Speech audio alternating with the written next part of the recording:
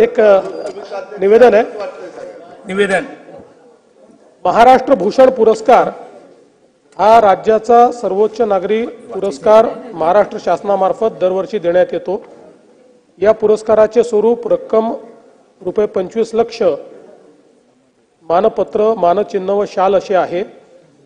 दिनांक 12 मार्च 2025 रोजी महाराष्ट्र राज्याचा सर्वोच्च पुरस्कार देण्याबाबत मुख्यमंत्री यांच्या अध्यक्षतेखाली झालेल्या निवड समितीच्या बैठकीमध्ये महाराष्ट्र भूषण 2024 पुरस्काराकरता श्री राम सुतार ज्येष्ठ शिल्पकार यांच्या नावास सर्वानुमते मान्यता देण्यात आली आहे.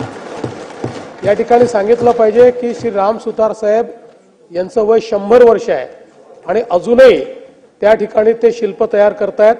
आणि विशेषतः आपलं जे चैत्यभूमीचं जे आपलं डॉक्टर बाबासाहेब आंबेडकरांचं स्मारक होत आहे त्याच्यामध्ये भारतरत्न डॉक्टर बाबासाहेब आंबेडकरांची मूर्ती देखील तेच तयार करतायत.